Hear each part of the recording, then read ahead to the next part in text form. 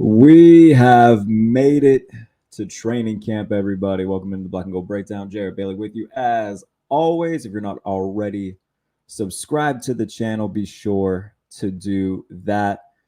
And we finally made it to training camp around the NFL. The Steelers officially had their first practice today, July 25th, to get their 2024 season officially underway. And already we have something to talk about that on the surface seems pretty major without context. When just pull back one layer, it's all right, very precautionary. But Russell Wilson did not partake in practice today in Latrobe. He was walking around the field in a Steelers, baseball hat. Being, vocal with his teammates and whatnot, being very present, but not partaking in any drills or activities. And it was revealed after practice that he was dealing with some calf soreness. Woke up this morning feeling a little bit sore in his calf. Said he wanted to practice. Mike Tomlin said, no, we're just going to hold you out to be safe. Mike Tomlin said that Wilson is day-to-day, so this doesn't seem like anything major whatsoever, but it was definitely something that people were paying attention to throughout the first practice, noticing that, okay, Russ is on the field, but he's not partaking in any sort of drills or anything like that, didn't have a helmet. So did not practice on day one. Again, Mike Tomlin saying that he woke up with some calf soreness. They didn't want to risk it, becoming something more. So it's day one. They, as a precaution, they just held him out. And Justin Fields got all the first team reps, which he took advantage of. We'll get into that in a minute in terms of some winners from today. And shout out to all my friends on the Steelers beat that are down there right now. So if you're following Nick Farabaugh, Christopher Carter, Alan Saunders, and the likes, absolutely a very fun part of the year where training camp opens and the season feels like it's here. The NFL Hall of Fame game is 1 week from today. So in 1 week, we will end the, 6 months without football. That will come to a screeching halt with the Hall of Fame game. And I can't wait. But in terms of the Steelers, outside of the Russell Wilson news of the day, yeah, obviously a lot of stuff to talk about, and we will get into that right now. So some winners from today, at least from what I saw. I was not present at practice today. I'm going to try to get out to a few practices. Not there for day one. Want to get there for at least a few padded ones once they throw the pads on and everything. So wasn't there today, but in following it closely and watching it on the old YouTube, and seeing again what all the the beat guys have been posting in terms of video and everything like that, the takeaways that I could have from that perspective and combined from what they saw, the big winners from today include Justin Fields, who took advantage of the first team reps. He hit Van Jefferson for a long touchdown that got the fans really excited, and now it's blowing up on Twitter right now, and we'll show it to you right now as well. Here's Justin Fields hitting Van Jefferson for a long touchdown.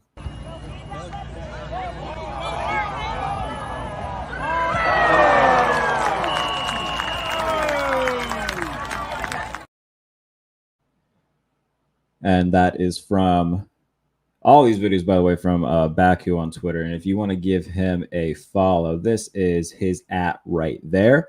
So he's posting a bunch of really good content from training camp. So go and give him a follow on Twitter, because he's doing a lot of nice stuff. And again, that's one of his clips that blew up all over Twitter. Fields also hit Pickens on a slant that got people excited. Here is that play.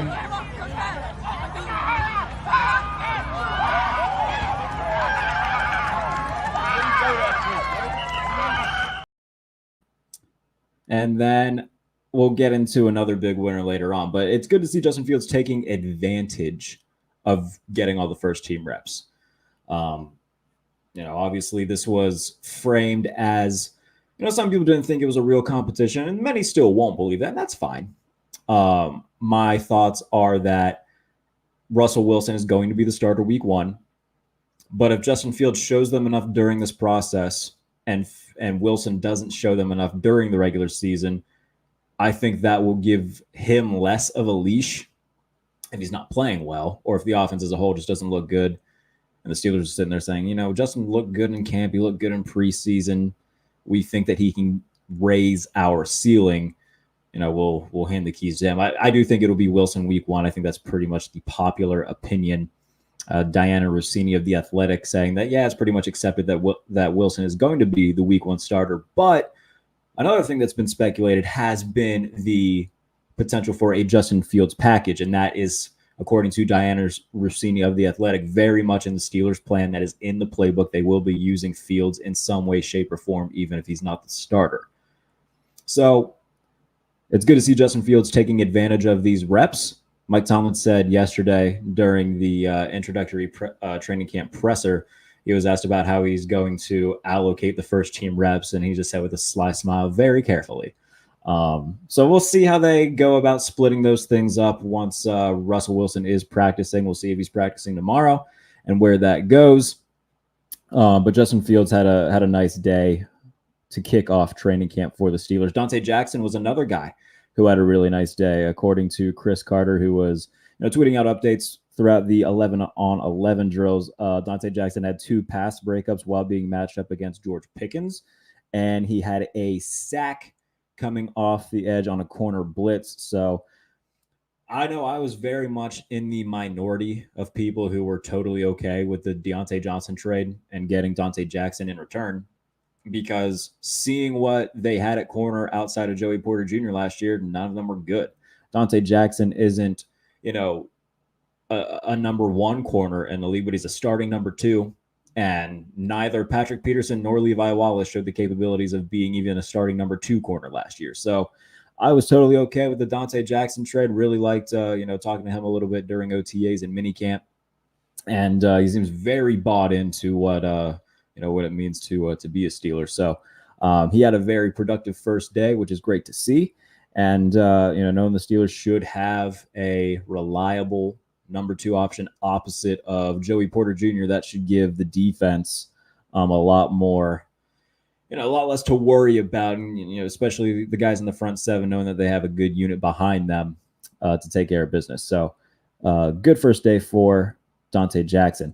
One of the shockers, we talked about it a little bit on this show earlier on in the offseason about this guy needing to have a big camp if he wants to get a roster spot and what his future could hold. DeMarvin Leal, apparently very productive today during the first day of training camp. Nick Farbaugh of Penn Live posted no pads, of course, but DeMarvin Leal had a very nice first practice. He had a sack and 2 nice run defense reps. So, when the Steelers over the offseason, they bring in a Dean Lowry, they draft Logan Lee. There's other guys in the mix as well, like Leal, like Isaiah Loudermilk, like Monty Adams, who will all be vying for, reps and playing time in the defensive line rotation.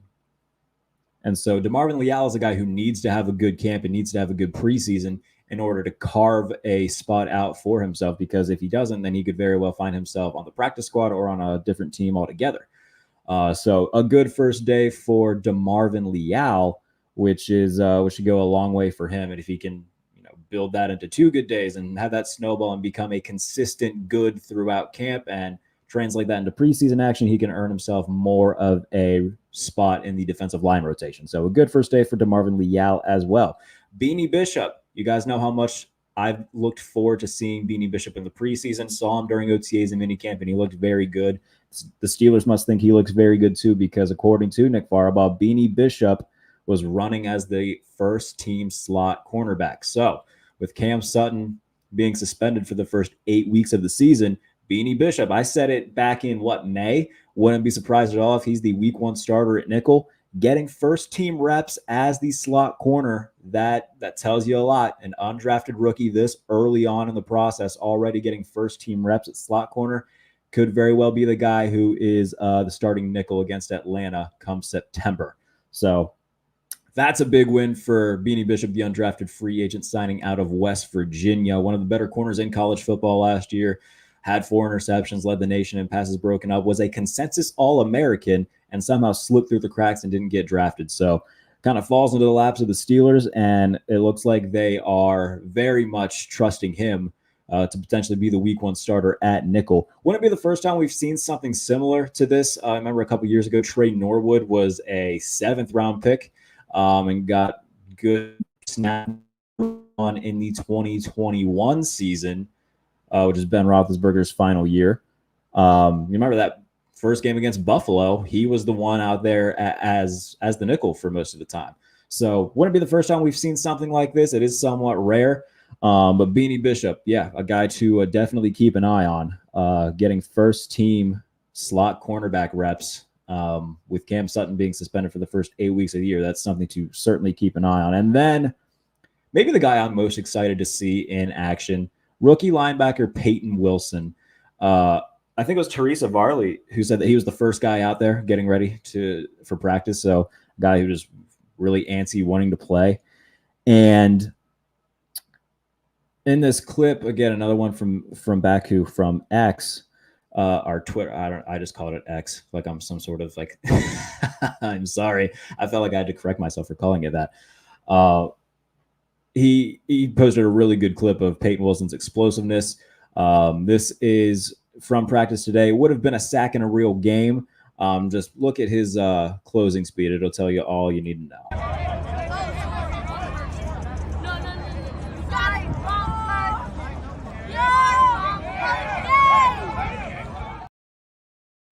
So again, no pads or anything like that, and that's something that everybody will take into consideration and whatnot. However, he looked tremendous throughout OTAs and minicamp.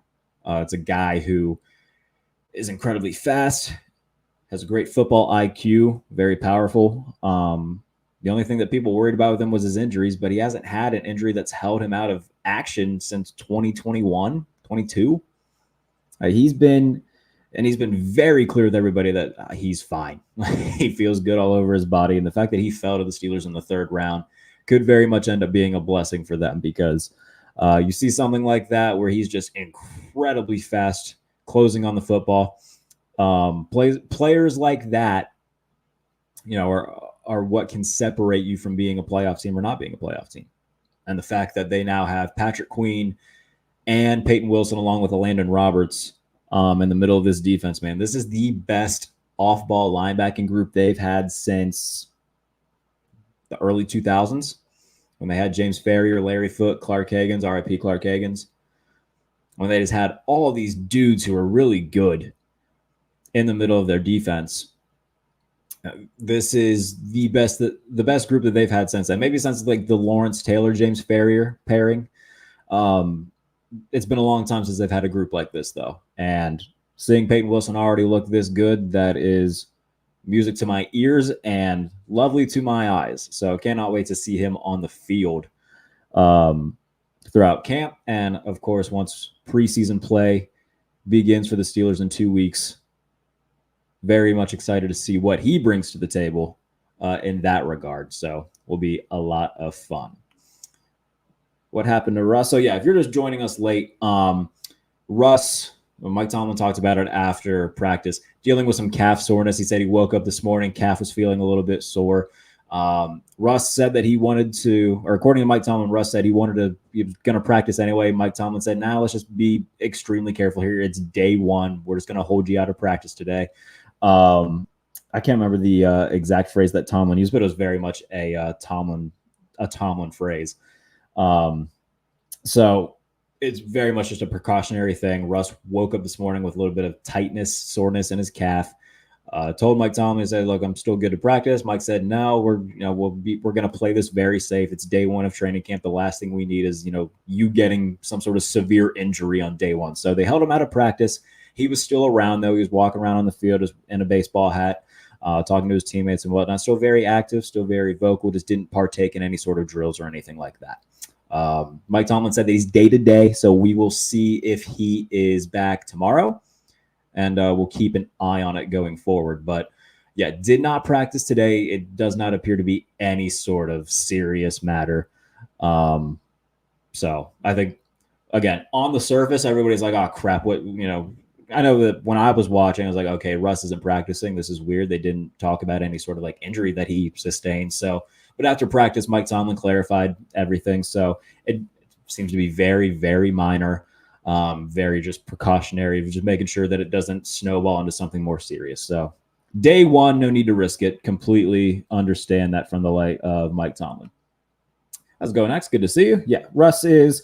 And look, a lot of people, I mean, when he came out the tunnel, folks were ready for him. And because remember, this is the first time that people, like fans, are able to see these guys in person in 6 months. And it's the first time they're seeing Justin Fields and Russell Wilson in any sort of Steelers garments. So they were very excited. Justin Fields had a very nice reception afterwards with a bunch of fans. He stayed after for a while to sign autographs, had a quick practice or a quick presser afterwards. Gave a lot of love to Pat Freiermuth, who, according to everybody on the beat, had a very good day as well. That's another thing we can touch on real quick. Pat Freiermuth moving all over the offense. So whether it be handing the dirt tight end, slot, just moving them all around, which is pretty consistent with what we saw in OTAs and minicamp, was that, and Pat talked about it himself too, saying like there's a lot of versatility with the tight ends in the offense, and that's something that he really enjoyed. So Pat Freiermuth had a really good day today as well, which is really good to see.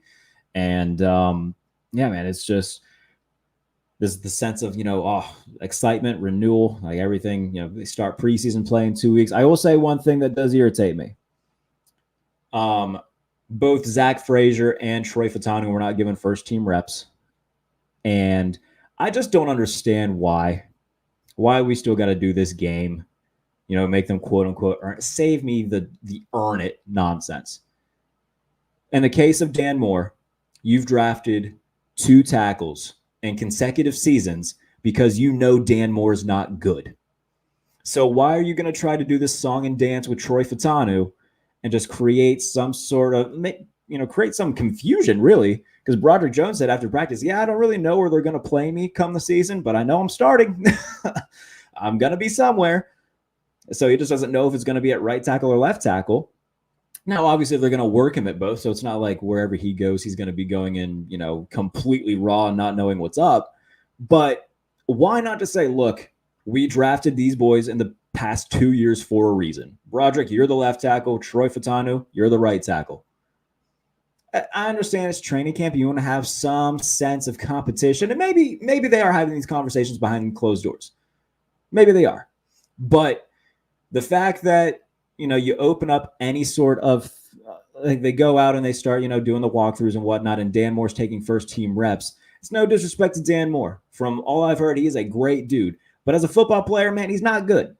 And that's just what it is. And there's no excuse why he's getting first team anything when you've taken tackles in each of the last 2 first rounds because he's not good. So save me all of this stuff about like, they're going to make Troy Fautanu earn it, or they're going to make Zach Frazier earn it. Nate Erbig's not good either. So there's no reason to do this. It's very much just, a competition for show, a competition in name only. I don't think that Dan Moore is going to be the week 1 starter. I think it would be very foolish if he is. And if he is, someone needs punished. Because you made us wait for Broderick Jones for damn near half a year for no reason. And as soon as he got in, it was like, oh yeah, Broderick Jones is pretty good. And even when you put him in, you took out the wrong tackle because, Chuks Okorafor is not elite by any means. But the fact that he got benched for what was rumored to be, him basically saying, yeah, this offense is a joke, then like at that point, man, you're just really shooting yourself in the foot and being petty. It should have been a case where Broderick Jones replaced Dan Moore. Chuks Okorafor was kept on the right side. And look, if Chuks Okorafor was going to leave anyway, okay, that's fine. But then you'd feel much more comfortable with Broderick Jones at left tackle going into this year because he played it last year. This whole thing has just been really poorly handled by the Steelers. And that is one thing I hope dies at some point, is this sense of, they've got to earn it. No, they don't. Troy Fautanu right now is better than Dan Moore. There's no sense and no logical reason to have this sort of de facto competition that isn't really a competition. So I think it's stupid. I think that there's no reason to do it. You drafted Troy Fautanu for a reason. You drafted Zach Frazier for a reason. It's because that the guys you had at center last year weren't good, and you knew that Dan Moore wasn't good, so you had to get somebody else in there too. Makes no sense at all. I hate it. I think it's really, really stupid. Could quote-unquote starting Dan Moore now help keep leverage if a team is trying to trade for him? I agree. Start Fatano. Maybe that's part of it. That is one way to look at it. It depends on, if there's a team that needs a tackle. I mean, we're going to see injuries throughout camp. We already saw the Vikings lose a cornerback who tore his ACL on day one. Happens every year. It's unfortunate. It sucks. So if there is a team who needs a right tackle or a left tackle in that regard, who needs some sort of offensive tackle, and the Steelers announced, okay, Troy Fatano is going to be the week 1 starter, similar to what they do with Kevin Dotson, right? It's apples to oranges because Dotson was penciled in to be the starter. And then I guess he was going to be the backup, but it was very clear that James Daniels and Isaac Samalo were going to be the starting guards, so they move him. Could be similar in that regard where, okay, they're starting Broderick Jones and Troy Fatano. Somebody needs a tackle, take Dan Moore. They also traded Kendrick Green last year as well to Houston. So it's on the table. And, I tweeted about it earlier. It's day one, and I am overreacting because I'm tired of the Dan Moore stuff. It shouldn't be a conversation regardless. It should be well known that, okay, he's the backup, and that's what it is. He's the backup / swing tackle, and Troy Fatano and Broderick Jones are the starters. We shouldn't have to do this dumbass song and dance based off of the principle of, the rookie's got to earn it. No, they don't. They're both more than capable and better than the people that are getting these first team reps right now. So that's my thoughts on it. Now, as you said, could it be, using leverage? I think that's a good way of thinking. It's something that I hadn't necessarily thought about myself. So good call by UX. Maybe, there's teams like the 49ers who don't have a very good right tackle right now. But at the same time, Dan Moore isn't a right tackle. Like, he's not good. He's not good at left tackle. He's really not good at right tackle. So maybe. We'll see. But we'll see what happens. QB situation not good in Pitt. Now, like I said, if you're just joining, Russ, it's very precautionary. He woke up this morning feeling a little bit of soreness in his calf. Told Mike Tomlin, hey, I'm still good to go to practice and everything. Mike Tomlin said, nah, it's day one. Let's just hold you out. We're not going to risk this turning into something bad. So, the last thing the Steelers need is Russell Wilson getting severely injured on day one. So very much just precautionary. He's day to day. We'll see if he practices tomorrow. Justin Fields looked good today in practice. It's good to hear. Threw a nice 40-yard bomb to Van Jefferson. Got a nice connection with George Pickens.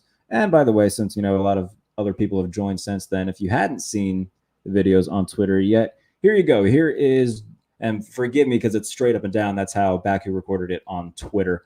But a little bit of an insight into camp. Here is Justin Fields connecting with Van Jefferson.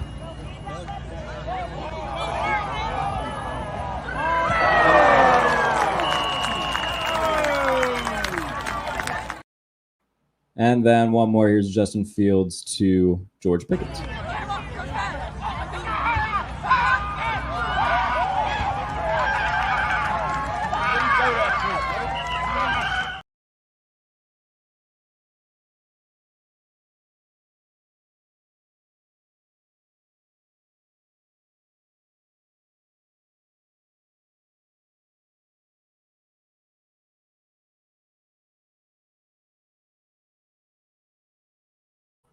There we go. That was weird. And if you want to follow Baku on Twitter, that is his @. So go and give him a follow. He's been at camp.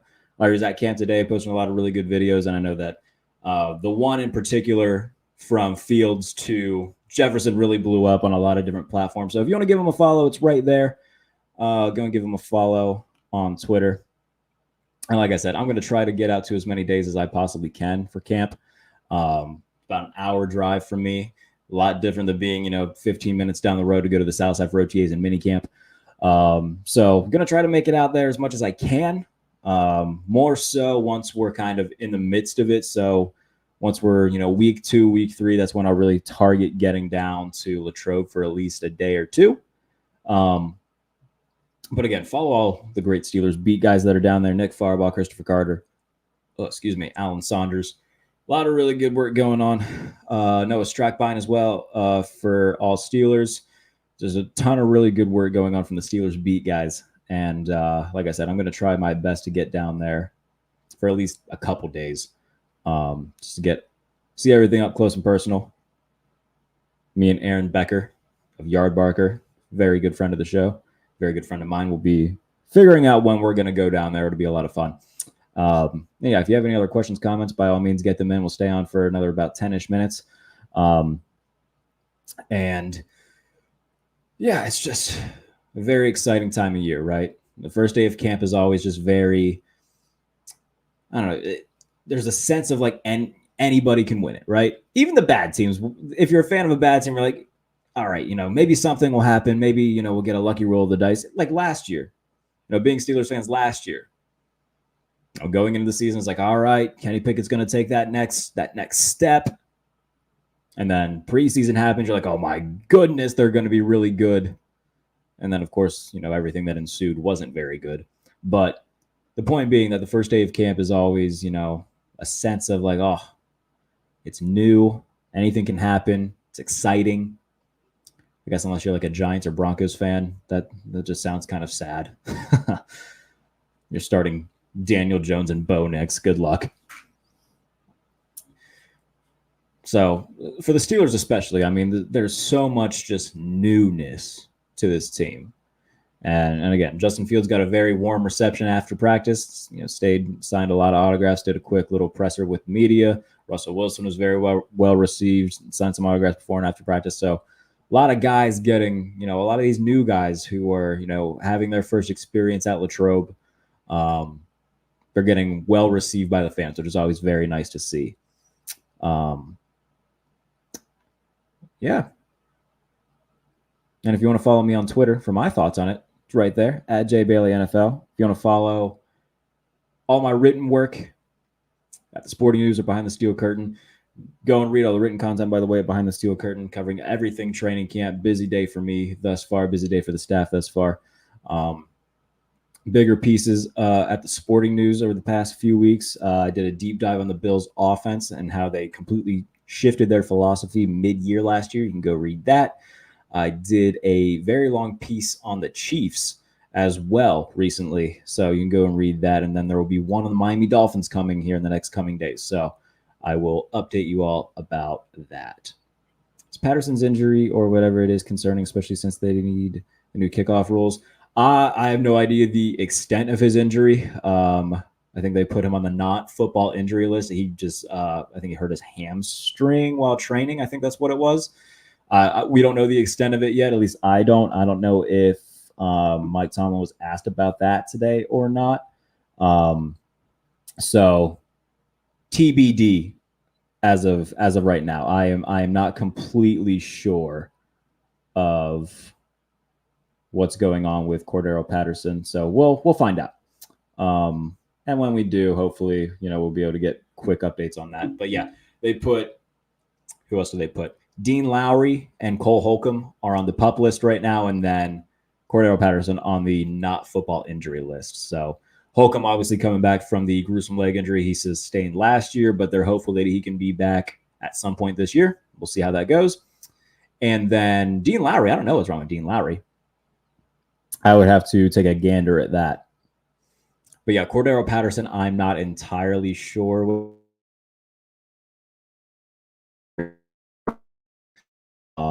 Doesn't appear to be like long-term, though. I think we would have known if it was long-term.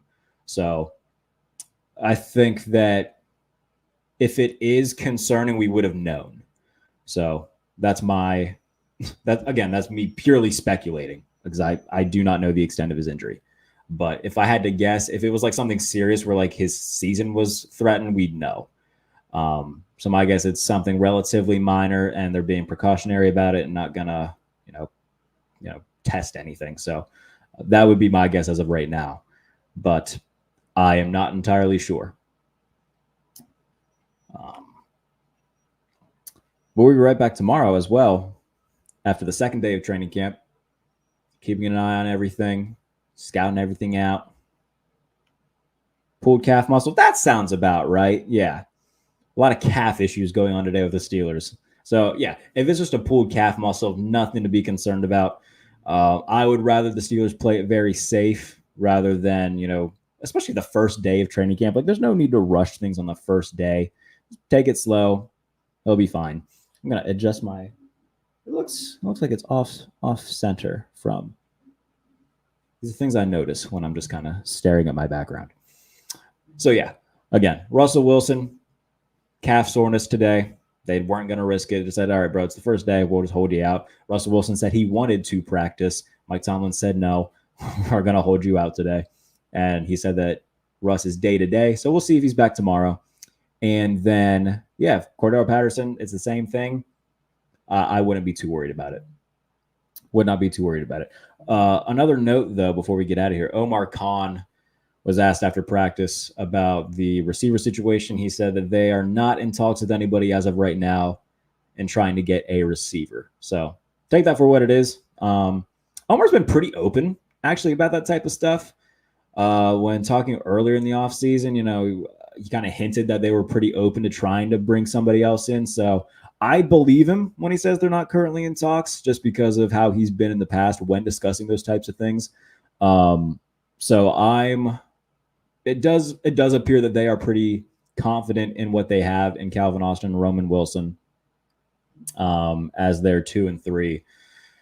My guess is if that is the case, they're going to have Roman Wilson. They're going to work him on the outside more during training camp to have Calvin Austin be the slot guy. Just my guess. Roman can play on the outside. He did play on the outside some at Michigan, but was predominantly a slot guy. And with Calvin, I mean, he's got to be a slot guy. He's just too small to be a boundary receiver. A very nicely listed 5'8". So if that's the case, then that would be my guess as to the direction they go, is giving Roman some reps on the outside and hoping that he can be, the guy on the boundary opposite of Pickens at some point this year. They have Van Jefferson there as kind of the placeholder if he can't do it right away. But I think that they would like for it to be Pickens, Roman Wilson, and then Calvin Austin in the slot going forward. So that would just be my guess. Again, they have Van Jefferson, who can be somewhat of a placeholder as the other starting boundary receiver until they feel super confident in Roman being that other starter. But Calvin Austin, if he's going to be a starter of any kind, it's got to be in the slot because he's too small to play outside. So, and Calvin Austin had a really nice offseason program. They expect big things from him. I can be the first to admit that I seem to have been wrong about Calvin Austin, because I know that especially early in the offseason, I said, I don't know if he has a safe spot on the rosters because he hasn't really shown anything. But he had a really nice offseason program. That seems to be somebody that they are very high on. So thus far, it seems like I have been wrong. We're going to see how that continues to play out in training camp and preseason.